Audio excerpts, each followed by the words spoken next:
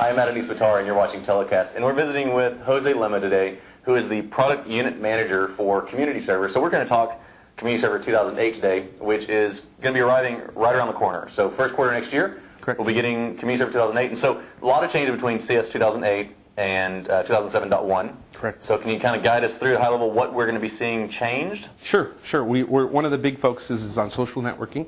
With the prevalence of all these sites out there that are taking care of things like friends and activity logs and messaging, we decided to go a similar approach. So we're going to have the ability to support friendships, which are similar to what our favorites were before with users, but it's it's both-sided, and so you don't have anymore somebody who's just your friend from one direction. You got both sides. Right, it's the invite and stuff like that. So Correct. you'll be able to say, Jose, will you please be my friend? And you can Correct. say, and then I can absolutely reject. not. Right, Absolutely. Exactly.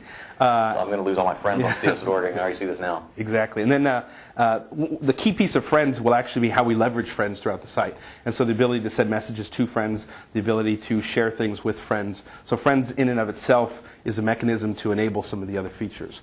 And so one of the other big things that we're doing is messaging. So we have a brand new messaging layer, and it will allow us to do private messages. So instead of private message being attached to the forums, and therefore if you want private messages, forums had to be on, you couldn't turn it off.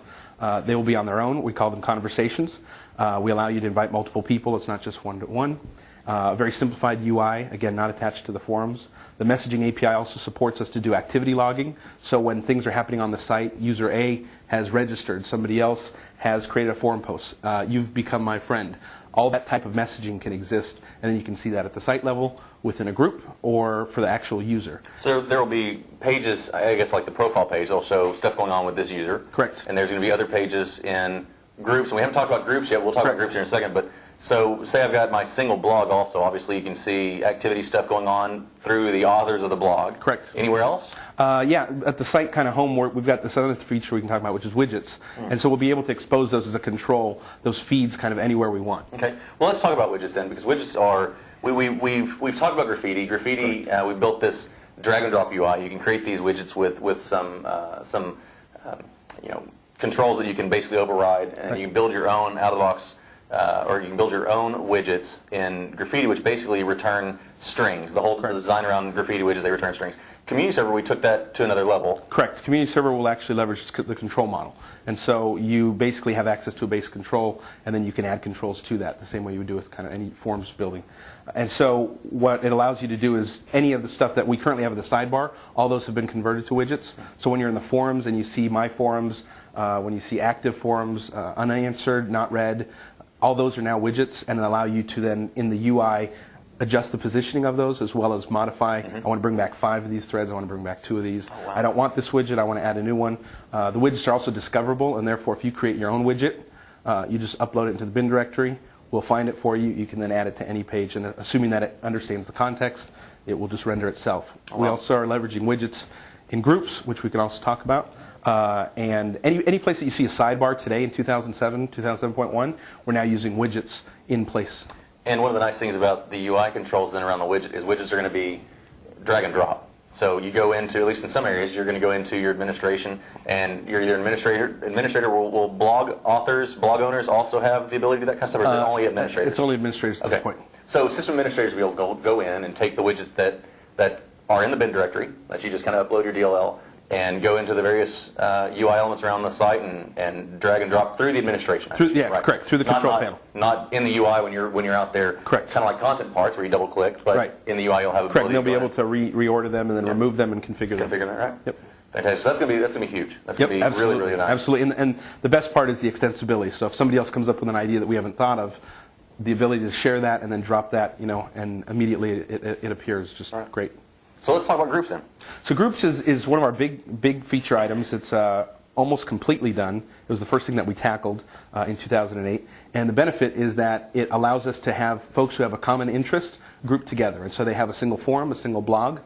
They have the ability to have file, at this point it's files, but it's going to be our media gallery as well. And then they have the ability to create actual, what we call pages. And that is, again, at the group level. The groups can be open or they can be closed. That membership can be automatic, or the membership can be by invitation only.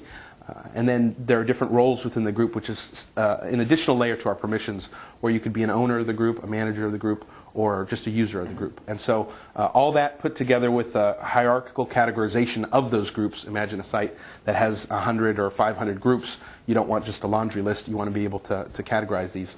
All that together is kind of the overall feature. Well, fantastic. And then, of course, you also mentioned like the activity log. So you can see what's going on inside your group at a glance. Correct. And the other big piece of the groups is all the functionality is exposed through the front-end UI. So there is no interacting with the control panel. So if you're blog posting for a group, you're doing that in the front UI. If you are uploading files for the file gallery, which will be the media gallery, you're doing that through the front UI. If you're moderating the forums of a group, or the forum of a group, you will be doing that through the front UI. So we brought all that out to the front, so there is no control panel experience for groups other than the admin who does the categorization. Cool. So we've talked about groups. We've talked about the new social networking stuff. We talked about widgets. Correct. What else? We talked about messaging. Right. We mentioned friends. Yep. And then there's finally one of the big chunks that we're also doing is an entire web services stack.